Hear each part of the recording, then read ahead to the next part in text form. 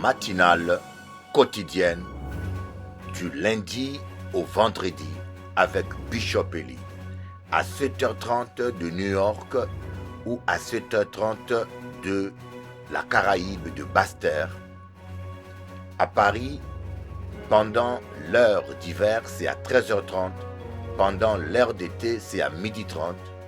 Prions ensemble avec Bishop Eli sur sa chaîne YouTube @Bishop Eli.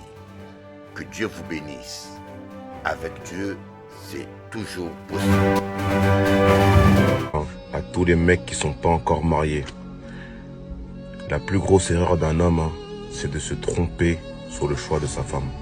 Vous pouvez vous tromper dans un business, vous pouvez rater un diplôme, vous pouvez louper un travail, vous tromper sur une relation amicale.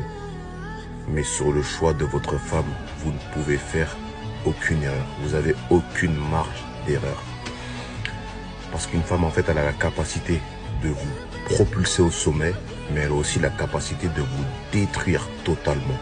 Et pour ça, voilà pourquoi je prône le fait de ne pas miser que sur l'amour. Miser sur les éléments extérieurs qui sont, à mon sens, beaucoup plus importants. La foi, le respect, les valeurs, les traditions. Tu trompes ton mari à partir du moment où tu lui caches la vérité. À un moment donné, il faut qu'on redéfinisse la tromperie. La tromperie commence par la cachotterie. C'est-à-dire tu effaces des conversations, tu effaces des photos, tu lui dis pas vraiment ce qui s'est passé à tel ou tel endroit. À partir du moment où tu es dans cette cachotterie-là, tu es déjà en train de tromper. Tu es déjà en train de le duper. Et il faut pas venir se rassurer en disant « Non, mais je l'ai pas vu cet homme-là. » Tu as conversé avec lui. Tu as échangé des photos avec lui. Tu as effacé ces conversations-là. Donc la tromperie, que ça soit d'un côté ou de l'autre, c'est très simple. À partir du moment où vous êtes obligé de cacher des choses, vous êtes déjà dans la tromperie, qu'elle soit émotionnelle ou physique. Tu trompes ton mari à partir du moment où tu lui caches. Les musulmans disent que Jésus est le Messie, mais qu'il n'est pas Dieu et qu'il n'a pas été crucifié. Pour les Juifs, la personne de Jésus varie. Pour certains, c'était un sorcier. Pour d'autres, un prophète. Et pour une faible minorité, les Juifs messianiques, c'était bien le Messie. Les hindous considèrent souvent Jésus comme une personne sainte, un prophète ou un yogi exceptionnel. Et d'autres hindous le considèrent comme un dieu parmi leurs autres divinités. Les bouddhistes considèrent Jésus comme un grand sage, digne d'un culte. Le Dalai Lama parle de Jésus positivement en tant qu'enseignant moral et prône l'importance des valeurs enseignées par Jésus, telles que l'amour, la compassion ou la tolérance. Les taoïstes ont placé Jésus dans leur panthéon de divinités comme le Dieu de la miséricorde. Et pour les chrétiens, Jésus est l'incarnation de Dieu lui-même qui s'est fait chair afin de prendre les péchés de l'humanité et permettre à nouveau une relation entre Dieu et les hommes. Je vous mets tous au défi de me citer un seul prophète, un seul grand sage, un seul philosophe, moine ou chef religieux dont on parle dans toutes les religions. Le seul dont on parle dans toutes les religions n'est autre que Dieu lui-même, à savoir Jésus-Christ. Les musulmans... Louez l'Éternel avec les harpes et le tambourin. Petit ok, dans ok, aha, ça loquette. À quoi servira-t-il à un homme de gagner le monde entier et de perdre son âme au dernier jour?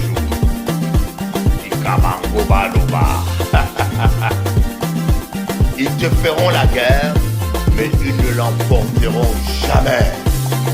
Nul ne tiendra devant toi toute la durée de ta vie. Ok. Ah ah. Ok. Ah yeah. Ok. Ah yeah. Quand la main de Dieu est sur toi, tu ne mourras pas. Tu vois, quand Dieu décide de te protéger, quand ton heure n'est pas arrivée, le diable va toujours te rater.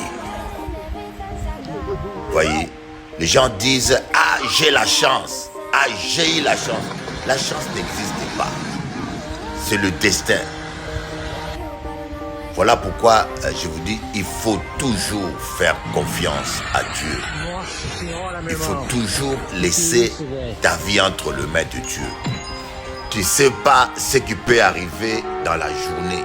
Tu ne sais pas. Tu ne sais pas qu'est-ce qui peut arriver. Le danger est partout dans la vie. Tu vas avoir la chance. Donne ta vie à Jésus. Donne ta vie à Jésus. Et la chance sera toujours de ton côté. Et le diable te ratera toujours. Bon courage. On est à l'abri. Dites-moi franchement, dans quel livre saint, vous qui croyez qu'il y avait le nom de Dieu partout dans vos bouches, dans quel livre saint on dit la femme doit être indépendante? On vous a pas dit qu'on nous a tiré de la côte de l'homme?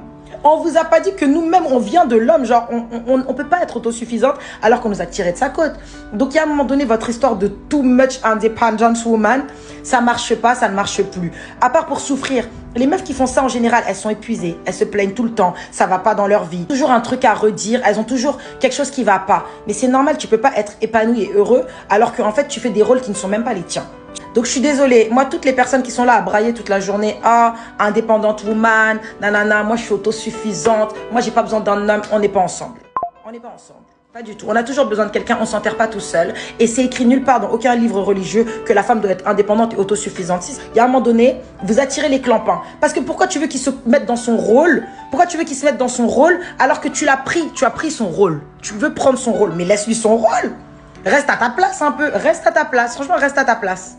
Dites-moi franchement, dans quel livre saint, vous qui croyez qu'il y a le nom de Dieu? Comment tu peux rester 3 ans avec une personne que t'aimes pas mais tu te trompes tout le temps? Moi ça m'est aussi arrivé. Moi je pense qu'en fait ces personnes-là elles trouvent un intérêt dans la relation. Souvent c'est le type de relation où justement en plus de ça la meuf elle se donne corps et âme, elle fait tout pour la personne, elle l'aide financièrement, émotionnellement pour tout. C'est horrible parce que c'est ce genre de gars qui ont ce genre de femmes qui trompent tout le temps. Peut-être parce qu'ils prennent la personne comme acquise et puis que ça se voit qu'elle est totalement à fond sur lui. Ils vont tromper parce qu'en fait ils pensent qu'à eux. Ils ont quand même besoin qu'elle reste là, tu vois. Et ils en profitent.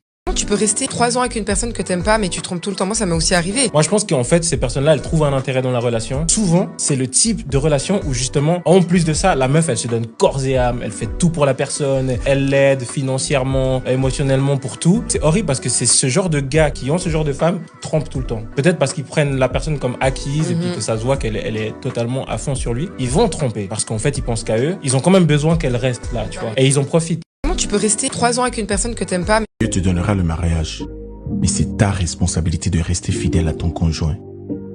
Dieu te donnera des opportunités, mais c'est ta responsabilité de travailler pour ces opportunités. Dieu te donnera la santé, mais c'est ta responsabilité de prendre soin de ton corps et mener une vie équilibrée. Dieu peut même te donner la paix intérieure, mais c'est ta responsabilité de rechercher la réconciliation et pardonner ceux qui t'ont blessé. As-tu remarqué quelque chose? Chaque bénédiction que Dieu te donne dans la vie vient avec un niveau de responsabilité que tu dois être prêt à accepter. Il y a certaines bénédictions que Dieu cherche à te donner, mais lorsqu'il voit que votre niveau de caractère et discipline n'est pas à la taille de cette bénédiction, il ne te le donne pas. Pas parce que Dieu est méchant, mais parce qu'il veut pas bénir quelqu'un qui peut pas gérer la bénédiction qu'il te donne. S'il te bénit dans cet état, cette même bénédiction va se transformer en malédiction à cause de cet caractère que vous avez. Et lorsque Dieu s'apprête à te bénir, apprête-toi à assumer la responsabilité attachée à cette bénédiction aussi. Alléluia. Dieu te donnera le... C'est pas parce qu'on te dit je t'aime qu'on t'aime. Est-ce que tu sais ça? C'est pas parce que tous les jours on te dit oui je t'aime, ça veut pas dire qu'on t'aime.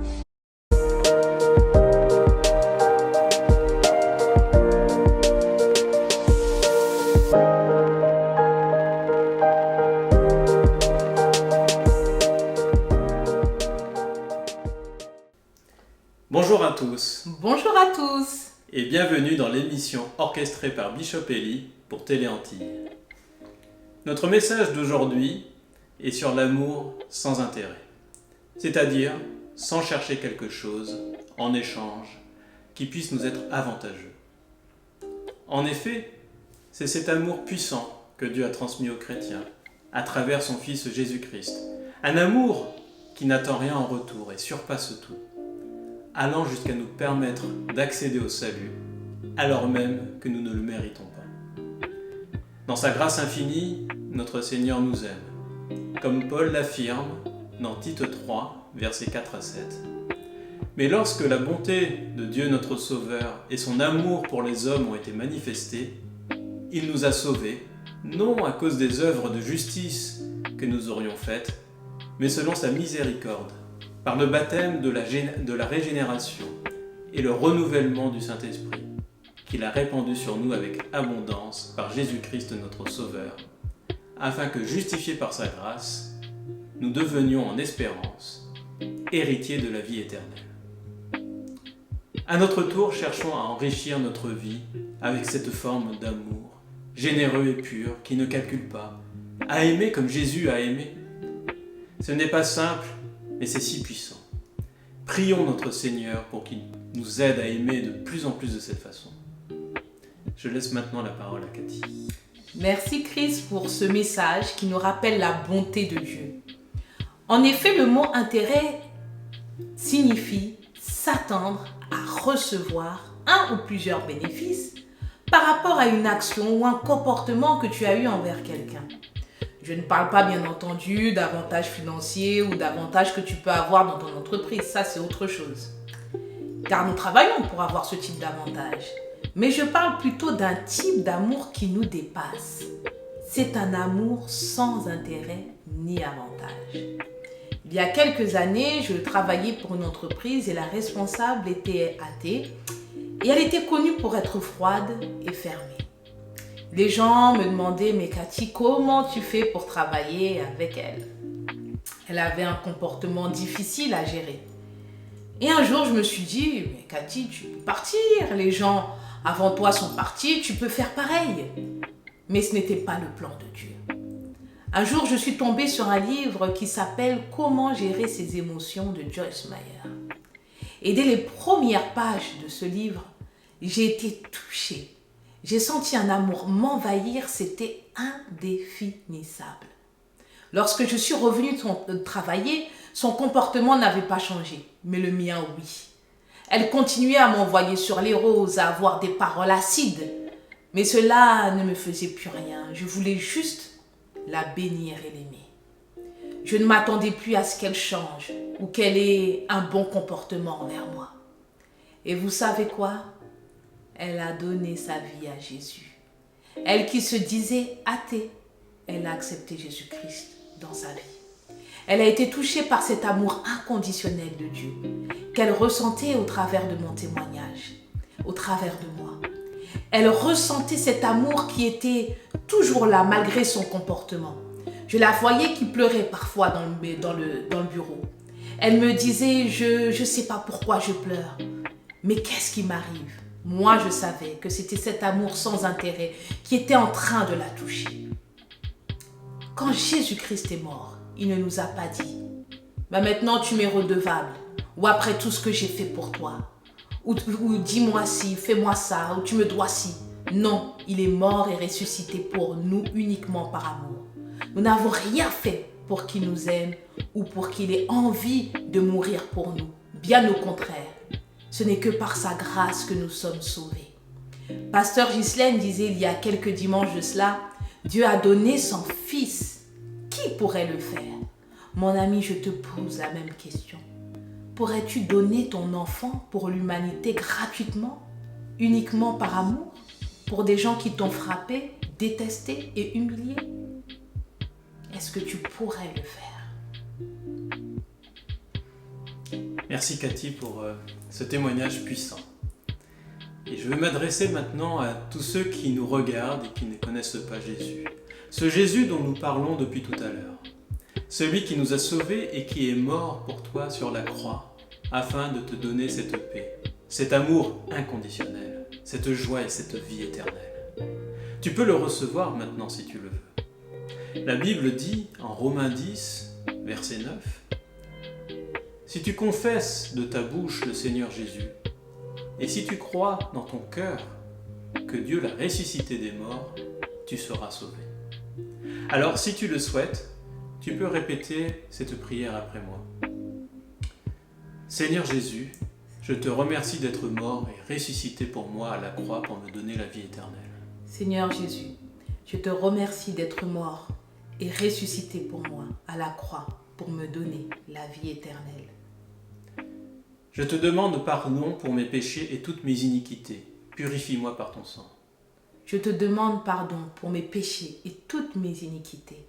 Purifie-moi par ton sang. Viens remplir ma vie de toi, Jésus, et délivre-moi de tout mal. Viens remplir ma vie de toi, Jésus, et délivre-moi de tout mal. Je confesse que Jésus-Christ est mon Seigneur et mon Sauveur personnel. Je confesse que Jésus-Christ est mon Seigneur et mon Sauveur personnel. Et je le reçois dans ma vie maintenant. Et je le reçois dans ma vie maintenant. Dans le nom de Jésus. Dans le nom de Jésus. Amen. Amen. Bonjour, chers amis téléspectateurs. Comme à Cadizot, moins content d'entrer à Dankazao. Bien sûr. Par la télé, je rentre dans vos maisons. Et merci de m'accueillir. C'est un grand privilège. Et je n'aimerais pas vous perdre votre temps. Et j'aimerais vous apporter quelque chose. Comme disent les Américains, time is money. Time is money. Quand quelqu'un vient à l'église, il faut lui apporter quelque chose. Aujourd'hui, je vais aborder un sujet qui concerne le couple et qui concerne même les célibataires. Parfois, quand je parle de couple, les célibataires se plaignent qu'on les oublie. Et quand je parle de célibataires, le couple pense que je les ai oubliés. Et mon sujet principal, bien sûr, je ne prépare pas mes sujets en général. Je me laisse conduire par l'esprit. Se remettre en question. Voilà mon sujet. Savoir se remettre en question. Parce que je constatais que beaucoup de chrétiens ne se remettent pas en question. Ils remettent les autres en question. Et quand on remet les autres en question, on est prompt à les critiquer, à les juger, et même pire, à les condamner. Mais on ne se rend pas compte qu'on n'est pas aussi mieux que les gens qu'on condamne. On ne se rend pas compte qu'on condamne les gens parfois qui réagissent suite à nos actions. Une image typique que j'ai toujours utilisée, c'est l'image d'un homme qui marche sur ton pied. Oui, un homme qui marche et il écrase ton pied et tu hurles. Et cet homme t'en veut et te reproche d'avoir hurlé à ses oreilles. C'est un peu l'image de la plupart des hommes aujourd'hui. Il ne voit pas ce que lui il a fait, mais il voit ce que toi tu as fait. Il dit, ah, telle personne m'a poussé. Il a hurlé dans mes oreilles. Mais il ne voit pas que cette personne a hurlé, il t'a repoussé parce qu'il avait mal, parce que tu avais écrasé son pied. Il ne voit pas ça. Il retient simplement, une telle personne a crié dans mes oreilles. Ça m'a fait mal, il m'a même repoussé. Bien-aimés, parfois nous les hommes, dans certains cas, nos épouses nous repoussent au lit. Une femme te repousse au lit. Tu l'as tellement insulté, tu l'as tellement méprisé, tu l'as tellement frappé. Mais est-ce que tu trouves que c'est inhumain qu'il te repousse? On a un problème, nous les hommes, comme les femmes aussi. Hein. Je me rappelle, j'avais un chihuahua. Il est déjà mort, hein, mon petit chihuahua. C'est un chien que j'ai acheté à Saint-Domingue. et que j'ai amené en Guadeloupe. Il a appris les créoles. À Saint-Domingue, il a aboyé en espagnol. Il est arrivé en Guadeloupe, il a aboyé en créole. Et après, je l'ai amené à Paris. Mais ce chien-là, j'ai voulu le dresser parce qu'il ne peut pas comprendre rien. J'ai commencé à lui faire des fessées. Vous savez que le chihuahua est tout petit. Hein? J'ai commencé à lui faire des fessées. Et le chien a été traumatisé. Il a tellement été traumatisé quand je l'appelais « Milou, Milou, viens ici ». Le chien prenait la fuite. Parce que le chien a été tellement traumatisé qu'il prenait la fuite, quoi. C'est-à-dire que je suis arrivé à un point où moi j'appelais mon chien, au lieu qu'il vienne, il prenait la fuite. Et c'est là où je me suis rendu compte que j'étais trop dur, que je dressais très mal le chien et que je tapais trop fort. Parce que quand il faisait popo, je prenais sa tête, je lui mettrais sur son popo et je faisais une fessée. Mais sauf que c'était un chihuahua, il est tout petit. C'était trop fort. C'est un peu ça. Même l'animal, il fuit quelqu'un qui le fait mal. Toi, tu es une femme mariée. Toi, tu es un homme marié. Tu fais mal à ta femme. Tu l'humilies. Tu la blesses. Tu le blesses. Tu la gifles. Et tu trouves anormal qu'à un moment donné, au lit, qu'il te repousse ou qu'elle te repousse. Soyons logiques. La femme ou l'homme réagit par rapport à ta dureté, par rapport à ta violence, par rapport à ton agressivité. Donc, c'est un peu ce qui se passe dans la vie de chaque jour. Étant que chrétien, étant que époux ou épouse, on ne se remet pas en question. On réagit exactement comme notre grand-père, Adam. Quand Dieu lui a demandé, Adam, pourquoi tu as peur? Et Adam a dit, c'est la femme que tu as mis à côté de moi qui m'a fait manger le fruit interdit. On aime toujours accuser l'autre. J'aimerais vous dire, apprenez à vous regarder en face. Apprenez à vous regarder devant le miroir.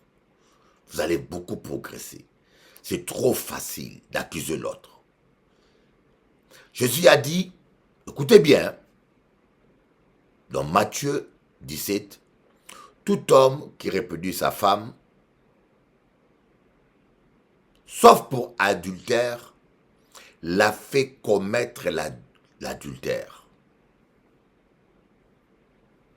Tout homme qui répudie sa femme, sauf pour infidélité, l'a fait commettre l'adultère. C'est-à-dire que la femme commet l'adultère, mais devant Dieu, c'est l'homme qui l'a fait commettre.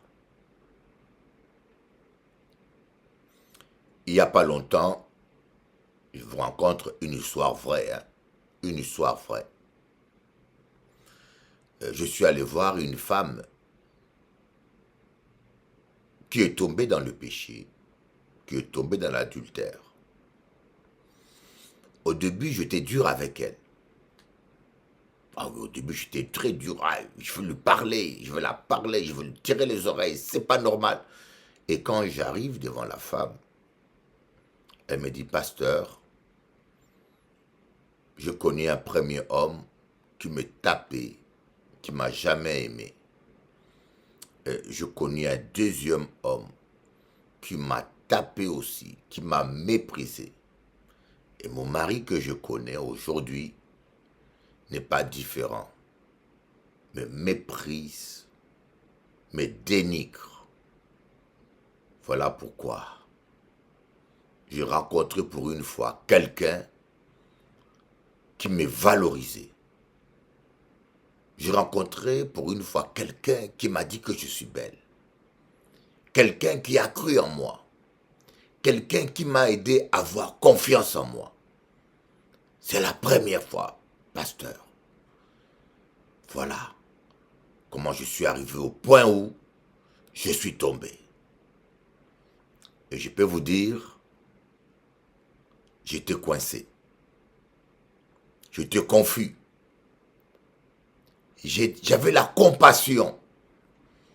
Au début, j'étais dur, quoi. Je condamnais cette femme. Et en fin de compte, parfois, nous les hommes, nous poussons nos épouses dans les bras des autres. Mais je ne parle pas que pour les épouses. Des fois aussi, vous les femmes, vous poussez vos épouses dans les bras des autres femmes. Un homme t'aime, tu n'apprécies pas. Un homme t'aime, tu n'es pas câlin. Mais attends, tu ne donnes pas ton chien la viande à manger. S'il va chez le voisin manger, est-ce que tu l'en voudras? Tu ne donnes pas ton chien la viande à manger. Alors, s'il saute la clôture, il va chez le voisin manger le poulet du voisin. Est-ce que tu en voudras au chien? C'est ça le problème que nous tous nous avons, étant qu'hommes, étant que femmes, étant que parents et étant que chrétiens. Alors, tu veux que le chien meure amoureusement de faim chez toi. Tu as un chat, tu ne le nourris pas. Tu peux être sûr, il sera chez le voisin pour chercher à manger. Mais après, il ne faut pas l'en vouloir. Il ne fait que survivre. Ici, je veux parler aux chrétiens célibataires, eux aussi aux femmes comme aux hommes. Donne l'amour, donne l'affection à ta femme ou à ton mari. Parce que l'instinct de survie, je dis bien l'instinct de survie, fait que quelqu'un ne restera pas mourir amoureusement pour toi. Tu vas le pousser à commettre adultère, à aller chez le voisin. Voilà, donc ici je suis en train de parler en globalité. Je suis en train de parler en globalité. Parfois, nous ne sommes pas responsables de nos actes. Nous n'aimons pas nous remettre en question parce que d'abord, on est orgueilleux ou parfois on est fier ou parfois c'est trop vilain. Moi, j'ai déjà vu une femme qui a peur de se miroiter parce qu'il a peur de voir son visage. C'est trop vilain. On s'aime trop. On veut faire la politique de l'autruche. Vous savez, l'autruche, quand il est poursuivi, il court. Qu'est-ce qu'il fait? Il creuse un trou, il met sa tête dans le trou et il se croit en sécurité. Ce n'est qu'une illusion optique. Il se croit caché alors qu'il a toutes ses cuisses dehors. Parfois, nous aussi, on fait la politique de l'Autriche. On se ment en soi-même. D'ailleurs, c'est le comportement typique d'un pervers narcissique. Un pervers narcissique n'a jamais tort. Un pervers narcissique ne veut jamais accepter ses fautes. C'est toujours la faute des autres. C'est toujours les autres. Un pervers narcissique peut te laisser à la maison sans que tu aies à manger et il s'en va. Et quand tu apprends que tu es allé chez le voisin demander à manger, il t'en veut. Tu m'as fait honte. Comment tu oses aller mendier chez le voisin? Alors qu'est-ce que tu voulais qu'elle ou qu'il reste à la maison affamé et qu'il meure pour sauver ton image? Dans Proverbe, je vais essayer de trouver ce verset. Alléluia. Si tu trouves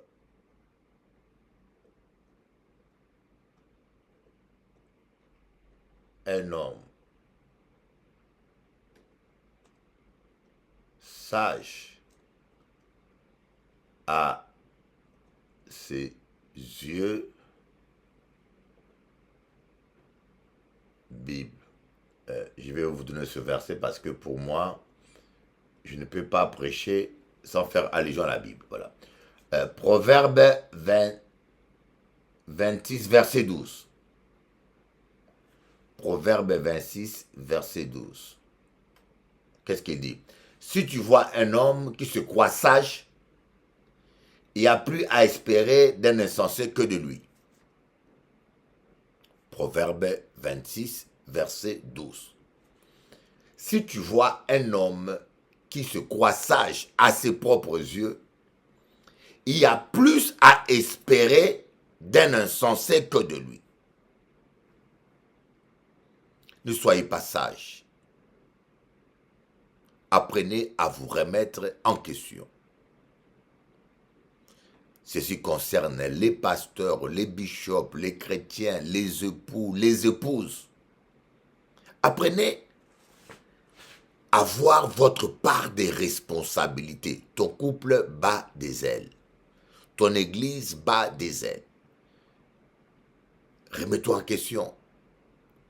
David a dit, quand il priait, il dit, Seigneur, regarde si je suis dans la mauvaise voie et ramène-moi dans la bonne. Seigneur, sonde mon cœur et sonde mes reins. Regarde si je suis dans une mauvaise voie et ramène-moi dans la bonne. Ne soyez pas sûr de vous.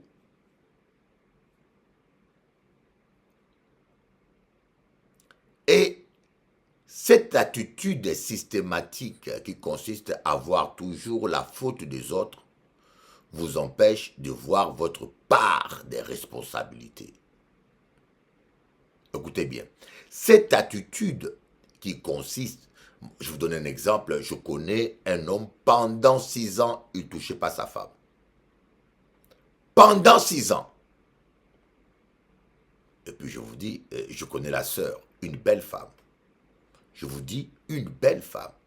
Je l'ai eu chez moi à la maison, il venait, elle s'est attachée à moi avec ses enfants, je les aimais beaucoup. Mais une belle femme, quand je vous dis une belle femme, une belle femme.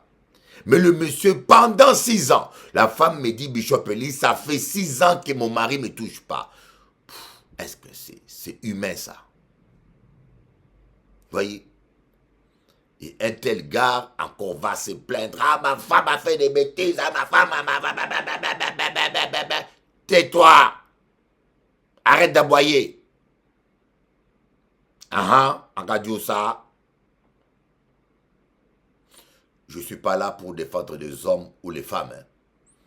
Je suis là simplement pour dire cette attitude qui consiste toujours à voir les fautes de l'autre. Comme notre arrière-grand-père, arrière-arrière-grand-père Adam avait fait.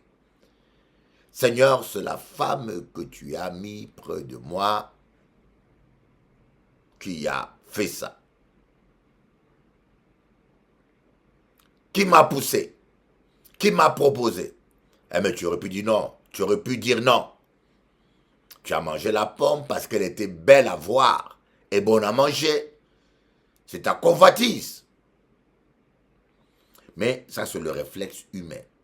Et même quand je vais dans des couples, j'ai toujours ce constat de voir que c'est la femme qui accuse l'homme ou c'est l'homme qui accuse la femme. Et des accusations interminables. Mais si chacun simplement regardait sa part des responsabilités et de fautes, et si chacun l'acceptait et puis décidait de changer, vous allez tellement perdre moins de temps. Mais on aime toujours perdre notre temps, notre énergie à accuser l'autre, à vouloir montrer que c'est l'autre qui est le fautif. Mais ça vous fait avancer en quoi? Je te pose la question. Ça te fait avancer en quoi?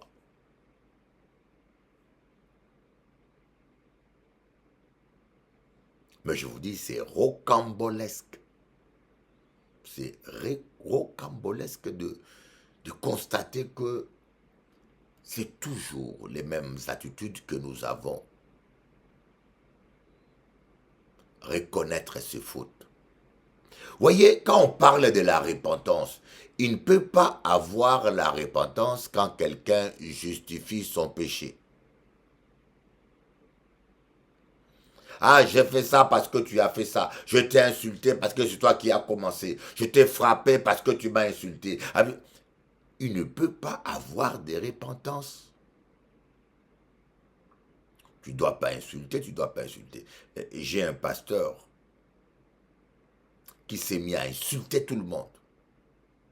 Un pasteur congolais.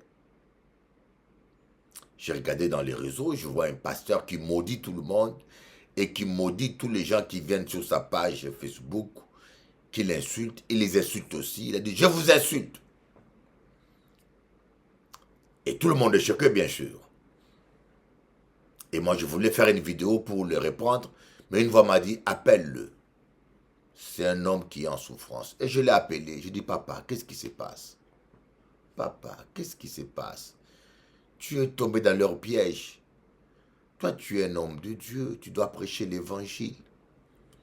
Mais malheureusement, il ne m'a pas écouté parce que jusqu'à aujourd'hui, il est en train de répondre aux gens qui l'attaquent. Je dis, mais autant de vidéos que tu fais tous les matins pour répondre à ces gens-là, c'est autant d'occasions d'apporter les messages de l'évangile. Au lieu de prêcher l'évangile à laquelle Dieu t'a appelé, tu passes le temps à répondre aux gens. Il m'a dit, ah Bishop, on m'a tellement insulté pendant ces temps, j'en peux plus. Je dis, mais non. Ce n'est pas parce qu'on t'insulte que tu dois répondre par insulte. La Bible dit, ne répondez pas insulte pour insulte. Ne rendez pas le mal pour le mal. Soyez vainqueurs du mal par le bien.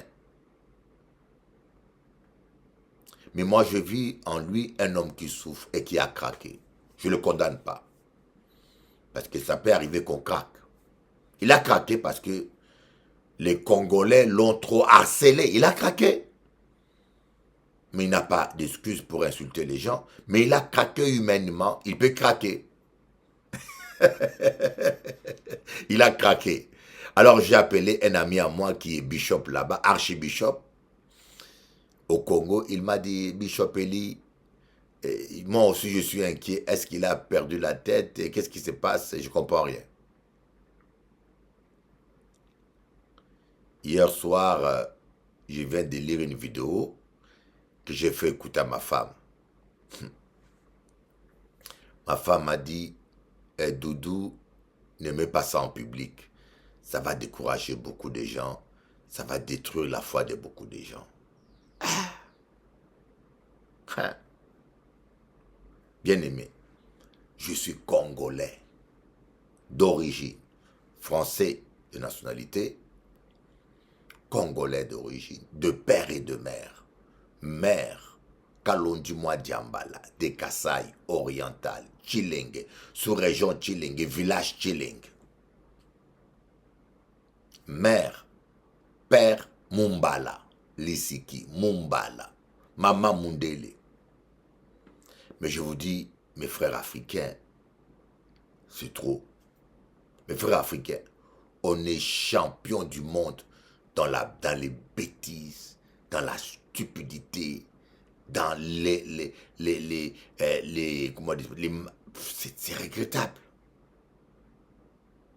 Comme je vous dis, mettez-vous à la place d'un enfant chinois qui ne connaît pas les noirs, et quand il vient sur TikTok, il voit les femmes noires poster leur postérieur en train de danser. Qu'est-ce que ces gens-là vont penser de nous? Et si ces gens-là nous traitent des singes ou des sauvages, on dit qu'ils sont racistes. Mais est-ce que ce n'est pas notre comportement qui... Est-ce que ce n'est pas la conséquence de notre comportement, bien-aimé?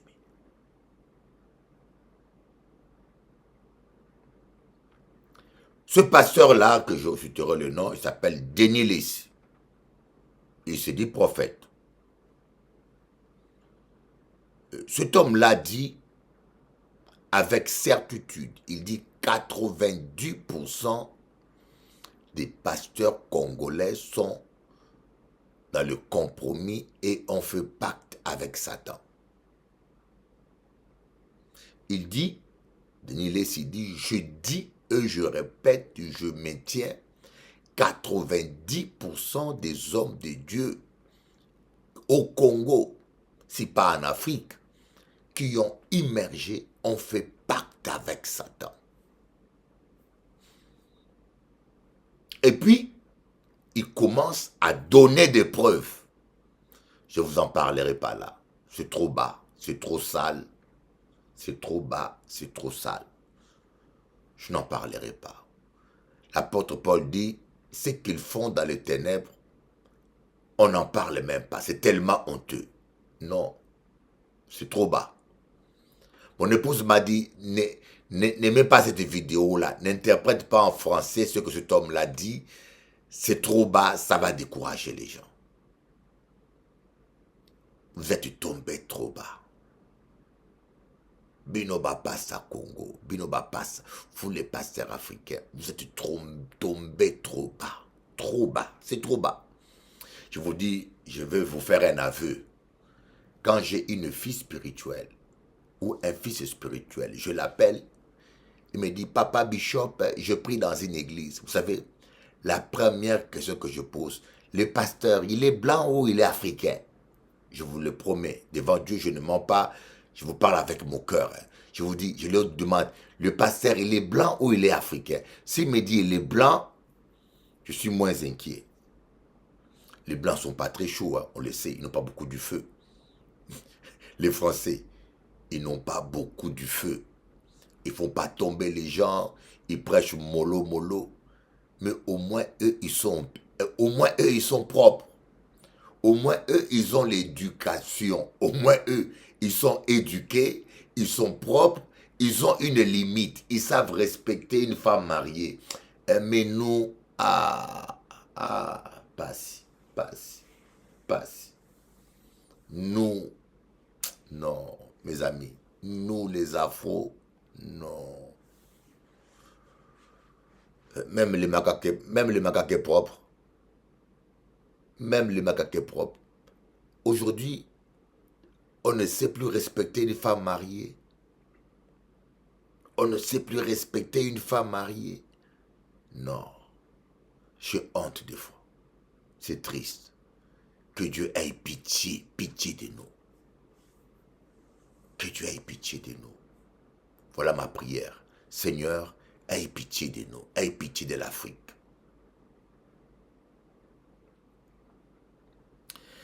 Donc, aujourd'hui, je voulais simplement dire, nous devons apprendre à nous remettre en question. Vous savez, les premières voitures n'avaient pas de lampes, de lumière. Les premières voitures n'avaient pas de freins. Quand la voiture roulait, il fallait voir comment les gens sautaient. Aujourd'hui, les gens traversent la rue, ils marchent comme un petit canard. Et certaines femmes, elles marchent. Mais au début de l'invention de la voiture, quand une voiture passait, tout le monde dégageait la route. Parce que la voiture n'avait pas de frein. Et c'est après quelques accidents qu'ils ont dit, mais tiens, il faut un frein quand même, parce qu'on ne va pas écraser autant de gens. Et c'est comme ça qu'ils ont inventé le frein. Et après, c'était la nuit. Ils se sont rendus compte que la nuit, une voiture, on ne la voyait même pas.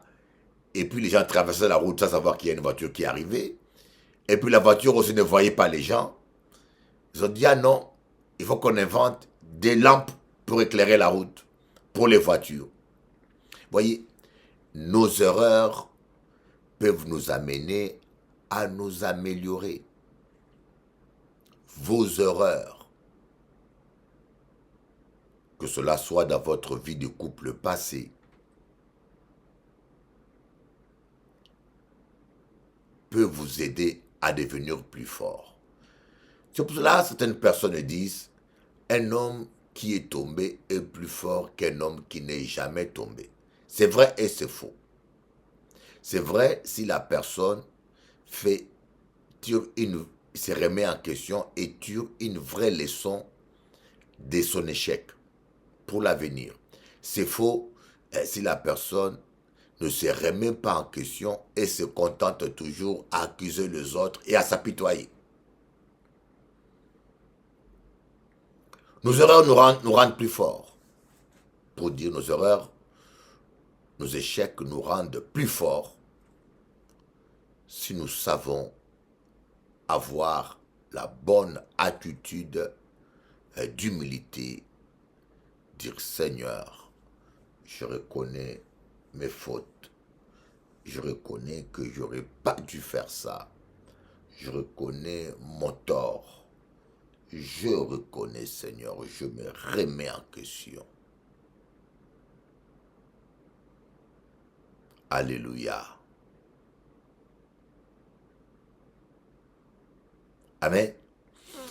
Vous voyez, le fils prodigue, on parle du fils prodigue, mais dans la parabole du fils prodigue, le point culminant,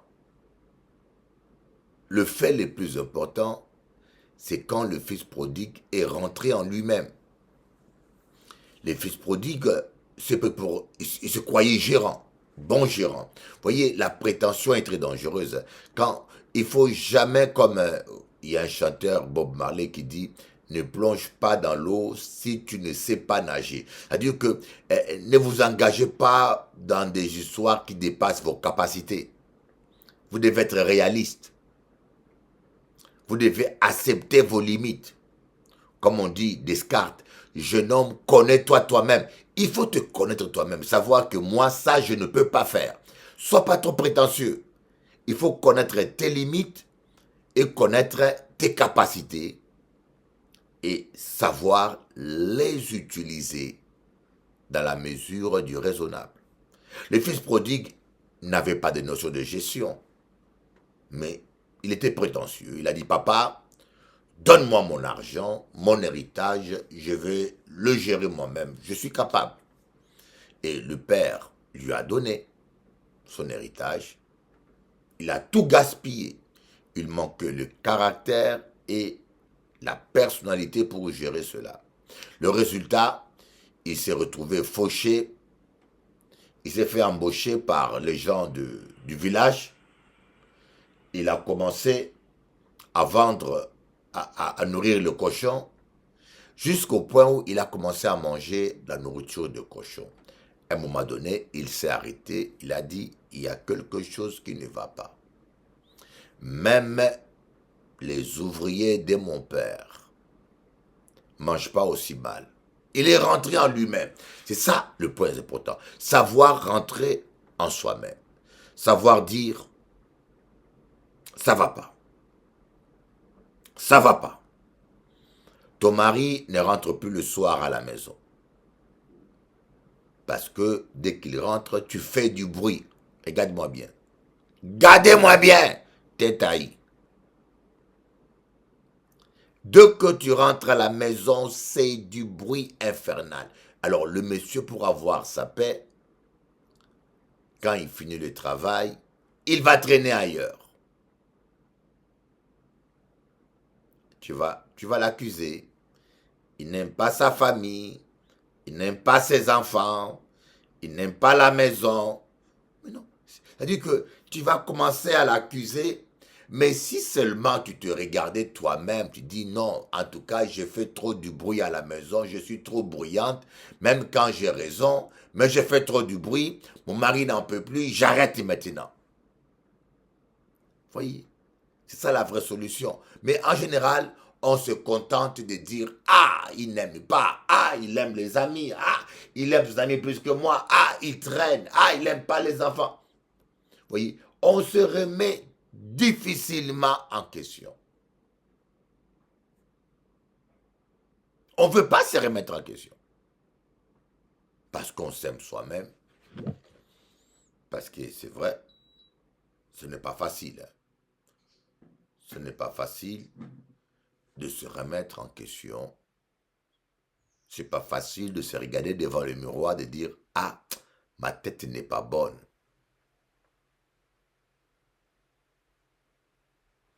Voilà pourquoi je dis pour s'améliorer, pour réussir dans la vie, vous devez apprendre à vous remettre en question.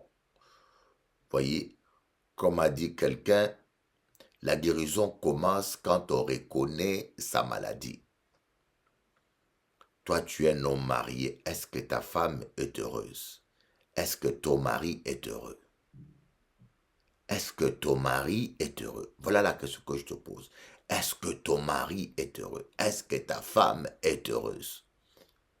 Et si ce n'est pas le cas, dis-toi, qu'est-ce que je fais qui ne le convient pas, qui ne la convient pas? Et qu'est-ce que je dois améliorer?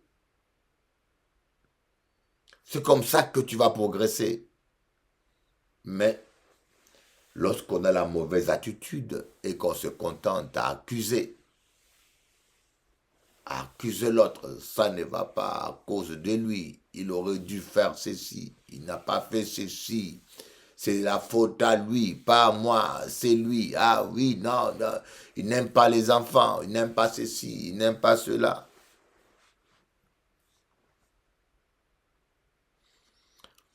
Voilà, donc je dis bien la repentance commence par reconnaître ses fautes.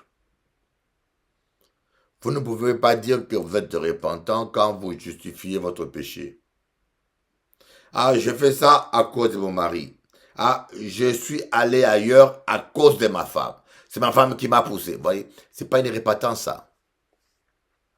C'est pas une repentance. Voilà pourquoi Dieu n'a pas pardonné Adam, parce qu'Adam s'était pas repenti. Adam a dit, je suis tombé à cause de ma femme. Si Adam avait dit, ah Seigneur Dieu, je reconnais que je péchais, je n'aurais pas dû manger le fruit de cet arbre, malgré la proposition de ma femme. Je pense que Dieu ne l'aurait pas mis en dehors du jardin, parce que Dieu est tellement miséricordieux. Mais ce que Dieu n'a pas accepté, c'est son attitude de non-repentance et surtout de vouloir accuser sa femme. C'est à cause de la femme que tu as mis à côté de moi. Mais est-ce que nous ne faisons pas la même chose? Voilà ma question. Est-ce que nous ne faisons pas chaque jour la même chose? Étant que parents, étant que chef d'entreprise, étant que mari, étant que épouse, est-ce que nous ne faisons pas la même chose? Est-ce que nous ne nous contentons pas seulement à accuser, c'est l'autre, c'est lui, il aurait dû, c'est lui. Et vous voyez, avec ça, c'est interminable. On appelle ça une musique sans fin. Tout. Et beaucoup de couples tombent dans ce piège. C'est à cause de lui. Ah, c'est lui. Ah, il n'a pas été compris. Vous savez, ça fait plus de 50 ans que je suis coach, que je conseille les couples. Et je me dis, ce n'est pas en noircissant ton mari que tu deviendras blanche. Ce n'est pas en noircissant ton épouse que toi, tu seras blanc. Vous voyez? Reconnais seulement ta part des responsabilités. Peut-être que si tu étais plus attentionné, si tu donnais plus de temps à ta famille, voyez, Adam peut dire encore que c'est Ève, mais pourquoi toi, Adam, tu es le chef de la femme, tu as laissé ta femme traîner seule dans le jardin? Si Adam était avec Ève partout, je ne pense pas que le serpent aurait trouvé un moyen de tromper Ève. Vous comprenez? Où était-il Adam pendant que sa femme était seule avec Ève? Où étais-tu? Ah ben non. Adam se contentait à dire à Dieu, c'est la femme que tu as mis près de moi qui m'a fait ça. Autrement dit, c'est toi Dieu qui est à l'origine de ma chute. Nous allons prier pour dire Seigneur, nous te demandons pardon pour tout ce que nous avons pu faire. Quand une femme mariée dit, le fruit interdit attire. Quand une femme mariée ou un homme marié dit, le fruit interdit est pimenté, c'est grave. Il n'y a pas d'excuse. Il n'y a pas de repentance et il n'y a pas d'excuse. Il y a deux mots qui ne doivent pas sortir de la bouche d'un homme de Dieu ou d'une femme de Dieu. Il y a des mots qui ne doivent pas sortir de votre bouche. Parce que ce qui sort de la bouche vient du cœur. Quand une servante de Dieu dit le fruit interdit est pimenté, comment est-ce que tu sais que c'est pimenté? Voilà ma question. Comment est-ce que tu sais que c'est pimenté? Parce que j'ai mangé. Une sœur a dit à son mari, le fruit interdit est pimenté. Qu'est-ce qui est pimenté? C'est l'adultère. Qu'est-ce que le fruit interdit dans un mariage? C'est l'adultère. Pour une femme comme pour un homme. C'est une relation extra-conjugale. Mais comment est-ce que toi, une femme mariée ou un homme marié, tu peux affirmer que le fruit interdit est pimenté? Comment est-ce que tu sais que ce plat-là est pimenté? Vous voyez, on appelle ça un aveu. C'est un aveu. Les gens font des aveux sans se rendre compte. Comment est-ce que vous venez à la maison, vous voyez un plat, tu dis chérie, ce plat-là est pimenté. Ah ben chérie, comment tu sais que c'est pimenté? On était en jeûne. Comment sais-tu que c'est pimenté? Et puisque pendant que je la cuisinais, tu n'étais pas là. Pendant que je cuisinais ce plat-là, tu n'étais pas là. Et tu viens de débarquer et à un moment donné, tu me dis que, chérie, c'est trop pimenté la viande. Hein? Mais comment on savent que c'est pimenté? Donc, tu n'as pas jeûné. Pendant qu'on jeûnait, toi, tu as goûté. Ah non, je pense, je sens, mais non. Ah, comment tu sais que... Alors, quand une femme mariée ou un homme marié te dit le fruit interdit est pimenté, comment est-ce que toi tu sais que ce plat-là est pimenté? C'est un aveu. C'est un aveu. Jésus a dit, ce qui sort de la bouche vient du cœur. Pour connaître quelqu'un, il faut l'écouter. Écoutez-moi bien. Pour connaître un menteur, coincer un menteur ou connaître le fond de quelqu'un, il faut l'écouter. La vérité sort de la bouche. Les gens se trahissent eux-mêmes. Il faut écouter quelqu'un quand il parle et analyser. Il y a des abscisses révélateurs. Le fruit interdit est pimenté. Dis-moi maintenant, quel est le fruit interdit? Et comment ils savent que c'est pimenté? Voilà pourquoi j'ai dit, remettons-nous en question. Remettons-nous en question pour progresser dans la vie et pour vivre la victoire de Dieu. Sinon, ça bloque. Attends, je vais voir qu'est-ce qu'elle me dit. Elle me dit quoi?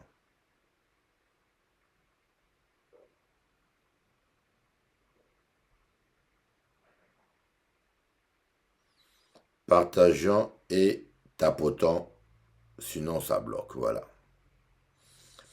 Sinon ça bloque, sauf que les païens partagent leur direct,